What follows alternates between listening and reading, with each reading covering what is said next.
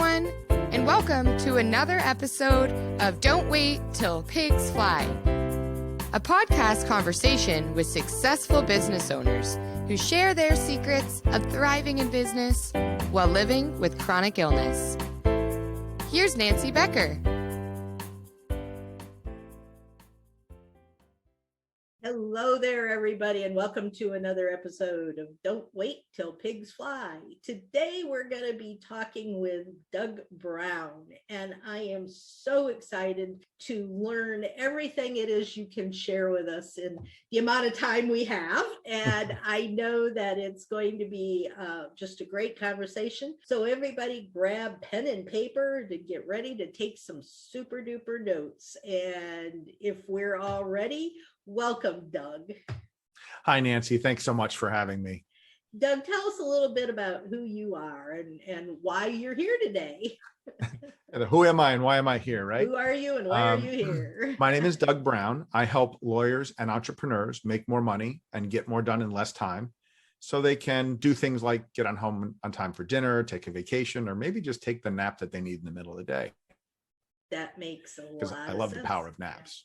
And I know from our conversations that your listeners are ambitious and professionals and entrepreneurs. Some might even be lawyers, but don't be put off because I'm going to talk about lawyers because the stuff that I do with lawyers, everybody can use, because no matter what the profession, you want to make the most of your time. You don't want to be overwhelmed and you want to make business run easier.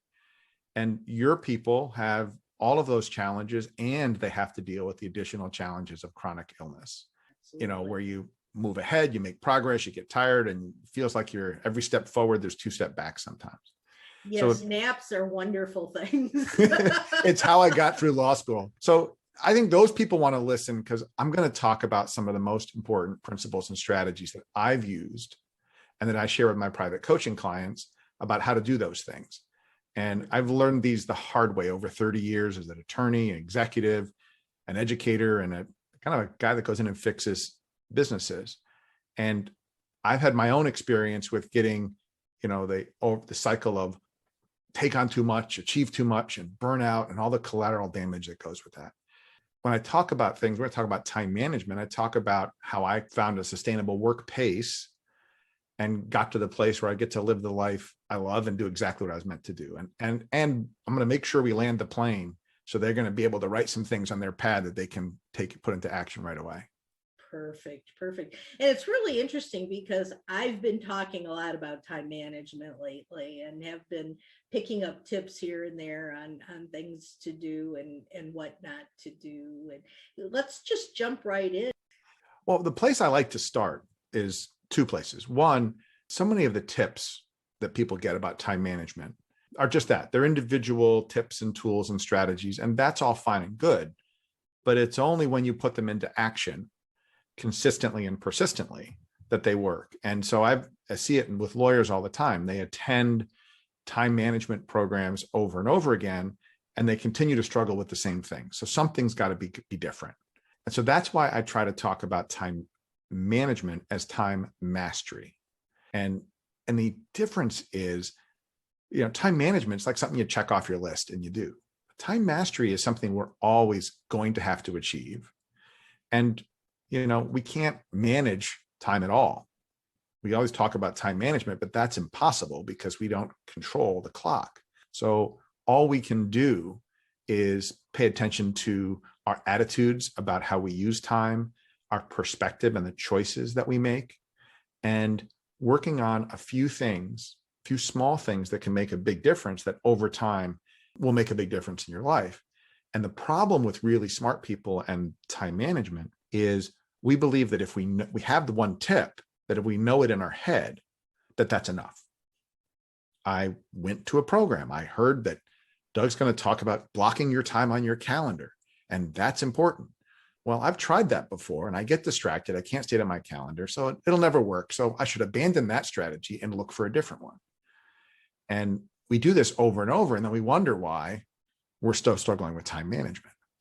Absolutely. So the first one is just adopting the attitude of beginner's mind and the right mindset to say, it's okay that I have to work on this, and to pick something specific and then be persistent and consistent and stay with it.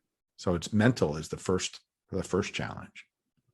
I think, interestingly, I've heard over and over and over again, it's like it takes 37 or 47 days in order to form a habit.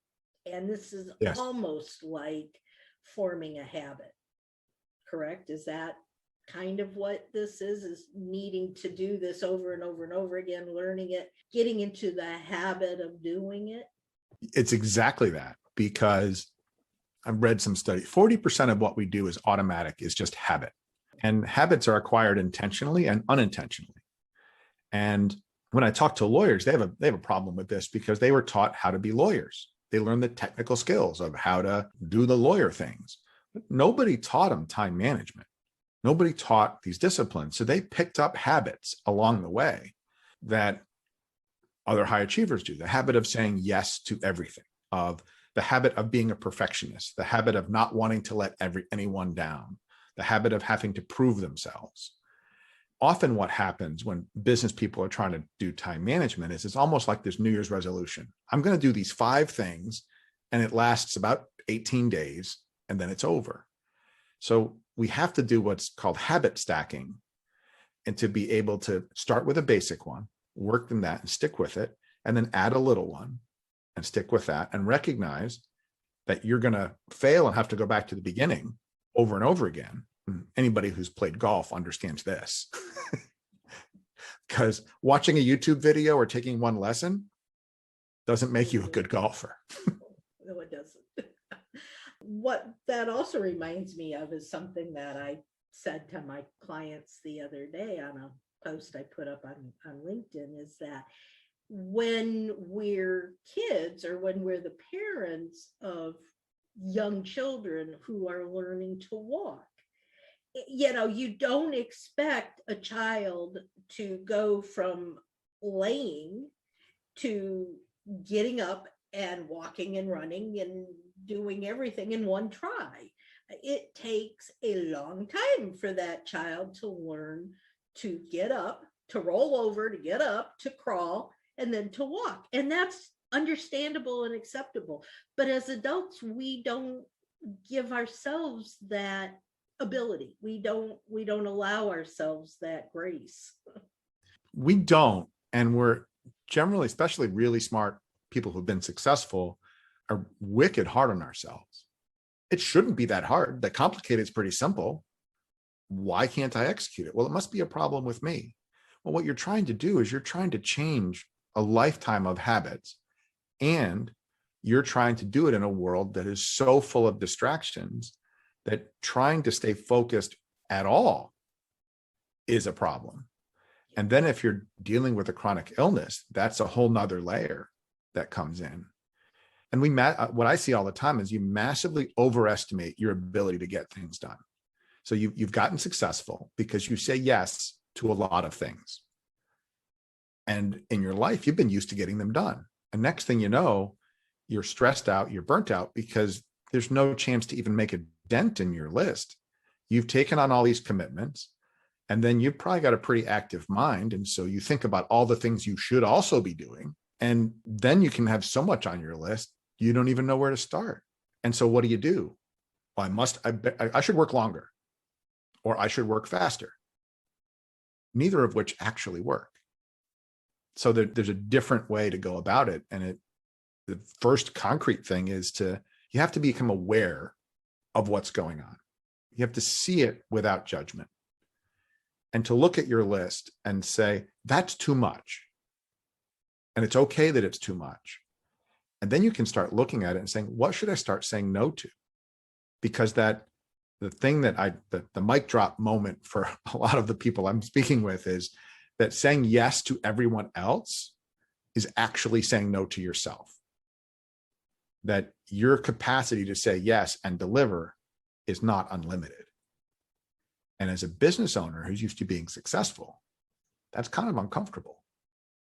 It is, absolutely, and we want to get into business for ourselves in the first place so that we can have the time to do things that we want to do, not worry so much about the business. We want to be able to to structure things so that we can take vacations, we can take time with our family. But then the reality becomes, and this is even true for established successful businesses, although much more true, I think, for those maybe that are just starting out, we wind up doing it all ourselves. I mean, I've been in business for almost 40 years, and it wasn't until maybe 5 years ago that I really wanted to, and I've had employees, I've had other people doing things, but it was answering phones, it was filing, it was, you know, it was those kinds of things. It wasn't working on the meat of the business. That was all me. And I would work from 4:30 in the morning until midnight, 7 days a week, and feel like that wasn't enough time.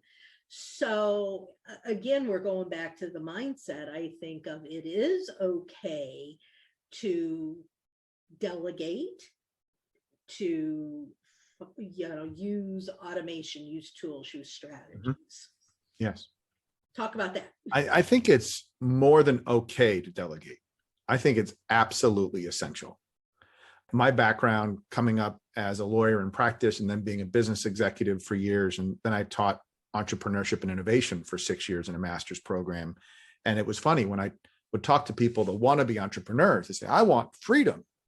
Like, okay, you can choose whatever 20 hours a day you want to work.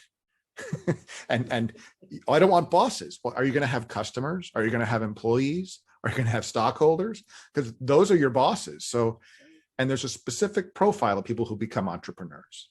And one of the things when you're a business creator is it does fall all on you. You have to do everything. And then your business gets to a point where you can't anymore, but you still want to have that control. I was in logistics and outsourcing for 13 years, and I saw this all the time. People believe that if they do it themselves, they have control over it. They do. But when they don't do it because they don't have time, or they don't do it well because they don't have the training, what value is that control? So I know we both talk to our clients about, all right, what is it that is uniquely you that only you can do in your business? So if I'm talking to a lawyer, it's the legal work. If I'm talking to a financial advisor, it's doing the financial advice. Well, if it's not that, in my world, if it doesn't require a law degree, it doesn't require your secret sauce, then someone else should be doing it. I had a client many years ago who was an insurance broker, and he loved being sales guy in chief, and he was getting sucked into all the office things, and he was very dissatisfied. So he brought me in to fix the staff. It was him that needed fixing, right? Yeah, at least 50% of the problem was in the mirror. But the way we did that was getting him confident in how he was delegating, that his people were understanding it. He had to adapt his behavior. And then he got to go to be the sales guy in chief. And his team was amazingly effective. And he sold his practice, was acquired by a big bank who made that their insurance practice, and he became the president of that, all because he got focused on where he had the best and highest use of his time. So he had somebody to do all of the mechanical, repeatable work and run the systems. But that was a big piece for him to adapt the mindset that, wait, I can have more control when I put people I can trust around me, and then I give them a swim lane or a field to play on and let them do it. And that's frightening for entrepreneurs. Yeah, I got into a massive argument on Facebook the other day, which is things that happen quite frequently when you share things in groups. But one of the posts that I was responding to a post, and I said something like, exactly what you just said. You need to, as a business owner, you need to focus on doing the work of the business. And you need to find people around you to do the work in the business. And that's you need to be able to figure out how to actually get what you do done and things like that. It doesn't matter really how a job gets done, as long as it's done right and the end result is that the people are happy with it. And oh man, I got blasted for saying that. Well, we hang on to our beliefs, and the skills that are required to move from growing a business to a certain point and then scaling it are different. Mhm. So the skills of managing, what do my clients like me to help them with? The people stuff. I don't want to deal with the people stuff. Okay, well, let's fix that problem first because it starts with you. Those are really different skill sets than being the salesperson or being the technician, or which is really the two mental models you use to grow a business. And then, well, I can't trust other people. Well, you need somebody from the outside to help you unpack that, because if you can't really, you can trust other people, you got to trust yourself first. And a lot of times where people want to bring on to delegate, they're dealing with perfectionism. They're dealing with the need for control. And it's a little bit of the confidence in themselves as a leader. I need to learn how to be a leader. And a lot of them didn't have great role models. A lot of them went into business because they had terrible leaders and they quit them and said, I know how to do this better. So learning that additional skill and being patient with themselves as they learn the skill, that's an essential mindset. And I know, we talk about mindset, but the thing that people can do, like right now, today, is take a deep breath and step back and think, what's really going on? If I'm really frustrated by something, I'm blocked by something. If I were on the outside looking in, what would I see? If I saw this in a friend, what would I see? Because we have blinders on, we can't see it for ourselves, and we're going so quickly. But if we slow down and become aware of what's going on and accept it, not saying it's okay, but accept that it is, then you can start dealing with it. And that requires you to look at some things that are kind of uncomfortable. Such as? Well, just dealing with, one of the big time management challenges that everybody has, especially people who are really creative and those who've started businesses, is with distractions. Normally I talk about distractions like, well, somebody walks in your office or some notification goes off on your device, and, but so many of the distractions are in our own heads. It's the things that we think of, well, I'm doing this and I'm struggling staying on that task, but I got these other things over there and those are more interesting than this thing that I'm on. So let's go work on that. And then you wonder why you don't get that thing done.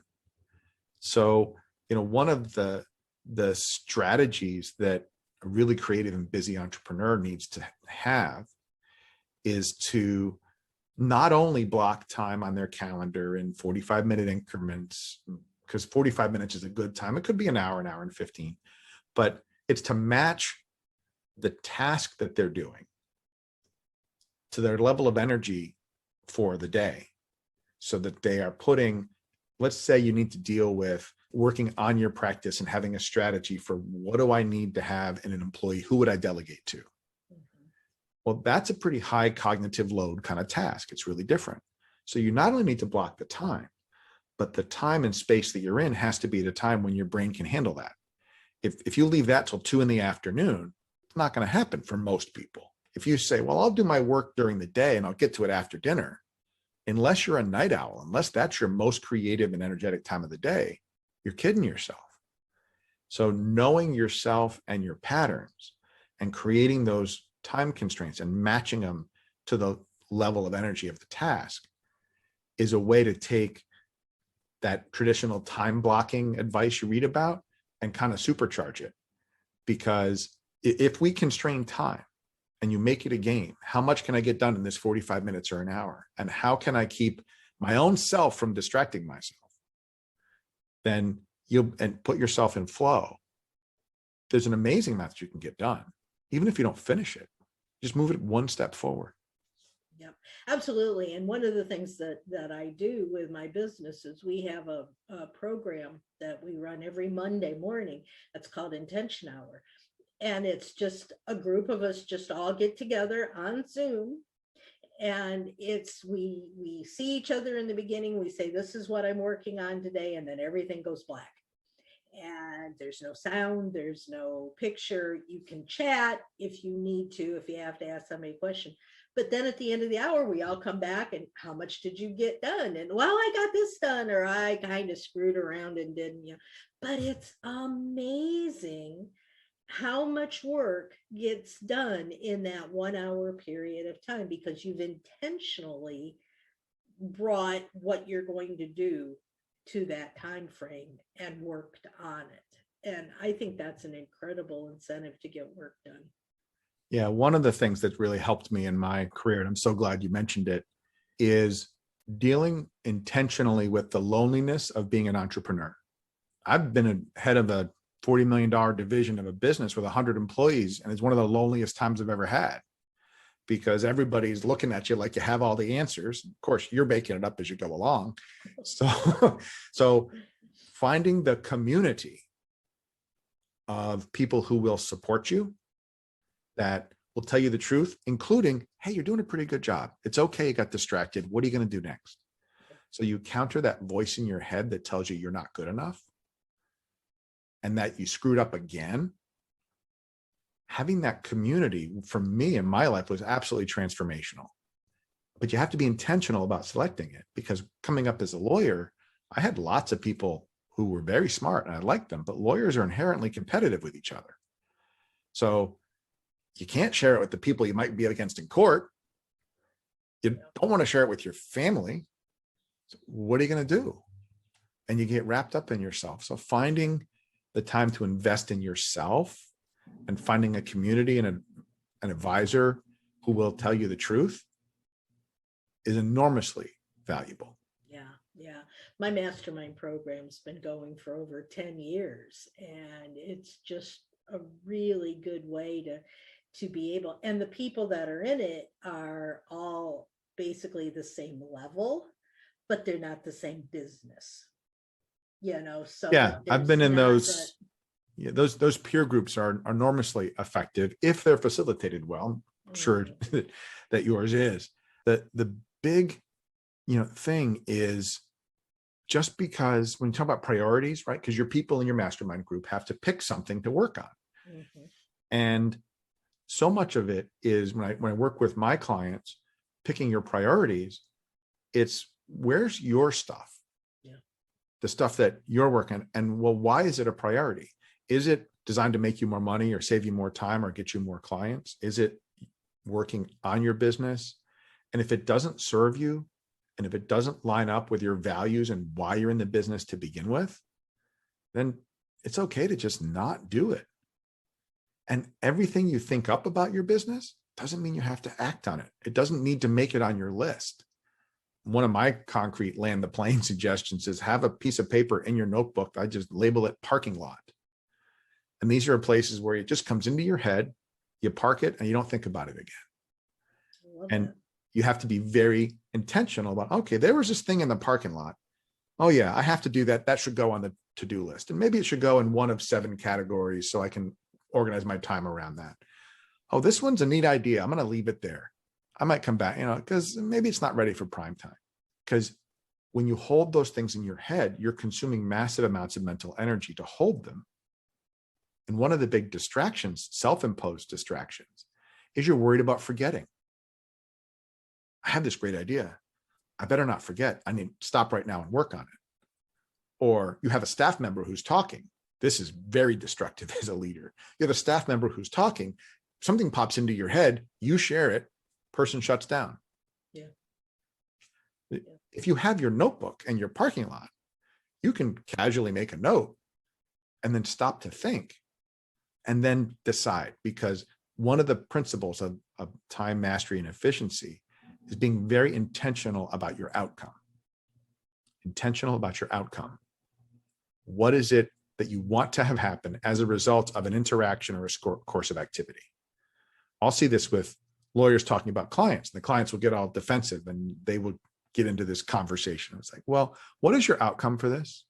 What do you want to have happen as a result of this conversation? Oh, well, I don't know. Oh, maybe you should think about that. Or what's the outcome?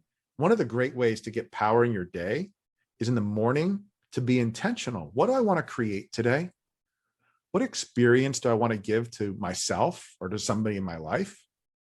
And my question is, and that's what I was going to say a couple of minutes ago, and you walked right into my question. So that's great. But even as established business owners, we often just do by rote. This is what we've always done. This is what we're going to get. How do we actually turn on that intentionality button, so that we really start to, that can be painful. yes, absolutely can. Because usually we will link our awareness of something, our getting into it, with the judgment of, oh, I don't want to go here because I'm going to find out that I was really not as good as I thought, or I created this problem because I didn't do this, this, and this. And then, so they won't go there because the judgment's attached. Yeah. What's interesting is if most of your people saw someone else who was doing that, they would give them great advice. They would say, that's silly. You have to be able to look at it, detach the judgment. It's already happened. Let's just work ahead and fix it. But when it comes to their stuff, they're not following their advice so well. Yeah. And it happens to all of us. Yeah. And I cannot tell you the number of times that I've asked every person that I start to work with, I ask, where do you want to be in 5 years? What do you want your business to look like down the road? And a common answer I get was, I don't even know what I want for dinner tonight. How am I supposed to tell you what I want 5 years from now? I can't see that far into the future. Well, and then I go, then you're not going to have a successful business. If you don't have a roadmap, and if you just, oh, I'm going to go here today, I'm going to go there tomorrow, I'm going to, you're not going to get any place successful, So how do you tell people that they need to do this without, without them, getting all upset and saying, I don't want to listen to you anymore, go away? Well, I do a lot of work with my clients on marketing as well as time management. And for us as coaches, when you get to that, the answer is they're not ready. It's not the ideal customer. Mm-hmm. But the way to get through it, and I did a lot of strategy. So you can talk about vision, mission, and values. And a lot of people get all tangled up in that because it feels too woo-woo. Mm-hmm. So I go, it's a technical management term, woo-woo, right? Woo, I like that. I take back and say, well, how are things going now? And then without even the construct of 5 years, if you could just wave your magic wand and have anything you wanted, what would it look like? And they'll typically talk about things that are outside of their business. They'll talk about, I want to have time with my kids. I want to travel to be with my grandchildren. I want to, ride my bike across country, whatever it is. So, okay, well, so what will it mean? And these are things your clients can use in their sales conversations too. What would it mean if you had that? And then they anchor in what it would mean. And what would it mean if you didn't? And so when you've got that, so now how can your business get you there? And you can do the same thing in your business. Why are you in business? You've probably told your clients to watch, Simon Sinek's How Great Leaders Inspire Action, which is all about people don't buy what you do, they buy why you do it. Mm-hmm. And I recommend that as well. I watch it more often than pretty regularly. The point is, your people who work for you need to be clear on why they're doing what they're doing and why it makes a difference. That's your vision for the business and what you're trying to create, because your people have to connect that to why they're doing it. That's how you keep employees. That's how you provide fantastic customer service. It comes down to, what's your purpose? Why are you doing this? Why in this business? I see this with lawyers all the time. Why? You could do anything. Why do you continue to do this? And that's uncomfortable for them to go there. But if they can get in touch with their purpose, they find power in that. And I'm not talking about a super high level metaphysical purpose. I'm talking about, why do you get up in the morning? Why do you choose to do what you do? Why did you create the business you did? Why did you make the choices you make? Because that's all there. You have to just pull it out. Mm-hmm. And once they understand that, and things can start to get in alignment. I love it. So And so many people resist, well, I don't want to do the strategy stuff, or I don't want to do it. Well, that stuff is what makes businesses successful. That's why Apple's Apple's. That's why Microsoft's Microsoft. That's why Richard Branson is Richard Branson, because there's a larger purpose to which they're working. Mhm. Yeah, you ask people I basically live in Facebook land, and and you'll see all these posts out there by women-owned businesses, and their purpose is to have more time with family and friends and things like that. And they don't really, if you talk about you need to have a strategy to get you there, they just tune right out. But the questions that are, hey, if you'd like to have 500 new leads by tomorrow, this is how you do it. They don't use the word strategy. They go right to the end result. And that's a great marketing tool, because when they hear strategy, they go, nope, I don't want anything to do with that. That's a great marketing tip, because no one buys the tools, they buy the outcome. Mm-hmm. So if you're hiring a lawyer to do your estate plan, you don't actually want your estate plan. You don't actually want that. You want what it gets you. You have your wishes listened to when you can't speak for yourself. You protecting your daughter against your future ex-son-in-law. Those are the things. And so every single business is usually providing a product to do something. Even if you buy a widget on Amazon, you don't really want the widget. You want what it gives you. Mm-hmm. If you're trying to grow your business, when you focus on what you want to create, what do you want to create? 5 years is a long time these days. What do you want to, this year, next time? What do you want to have created? What do you want your life to be like? All right, now let's back into what you need to do that. Mm-hmm. And Nancy, you have to delegate more. You have to say no more often. You have to have effective planning routines and not let yourself off the hook because the day got crazy. And why should I make a plan? Because no plan survives first contact with the day. Well, okay, then your day is going to rule what happens in your business. Are you okay with that? Because you're probably really a control freak. If I talk in a room of 100 people and I say, who in the room is a control freak? And I raise my hand, everybody else does too. Yeah.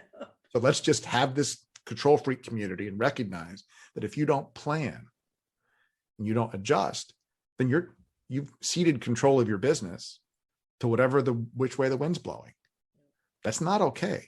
It's like giving them your wallet, let them take money out of it. That ain't happening. Yet when lawyers or people don't delegate, that's what happens. And they say, I can't afford it. Well, what would you pay this person to do this task? Oh, I'd pay them, $30,000 a year. Oh my gosh, that's too much money.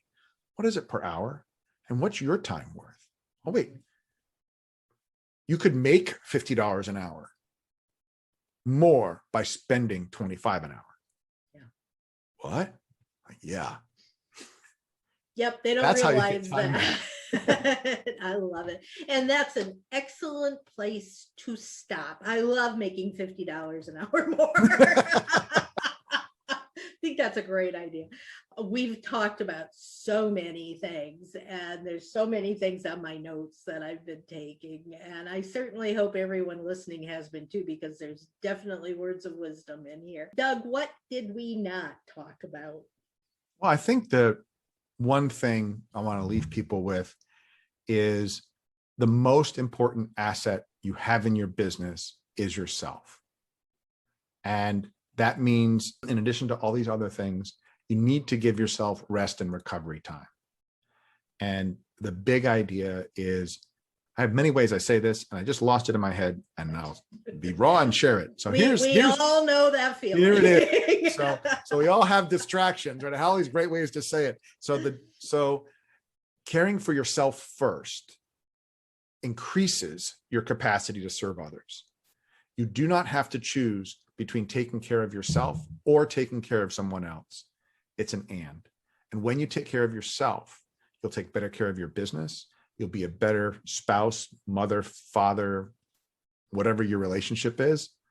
And so many people put self-care last, And that's such a huge source of stress. And when you're people with chronic illness, it's okay to take the time to take care of yourself. You must, because if you don't, you won't be the person you need to be for the people who need you most.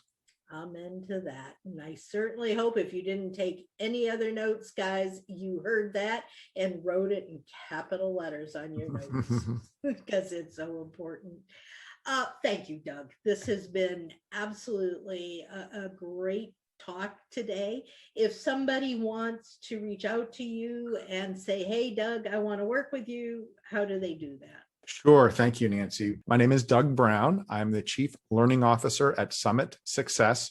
Website is Summit, SUMMIT dash, which is the little symbol, summit-success.com. And I've put together for your listeners, I'll put the link in the show notes, my favorite 5 lifetime productivity hacks that come and download. And I'll put my contact information in there as well. Yeah. My email address is doug@summit-success.com, and I'm on LinkedIn as well. And I'll give you that information for the show notes. That's great. Thank you. I really appreciate it. Everybody, if you've got any questions, you can always reach out and put them in the questions section on this podcast. We'll get back with you as soon as possible. And if you have ideas for future shows, let me know that too, so that we can see if we can't reach out and find some great people to talk about those things as well. Until next time, get out there, be productive, do things the way Doug told you to, and soar higher. Take care, everybody, and we'll talk to you again real soon. Bye-bye.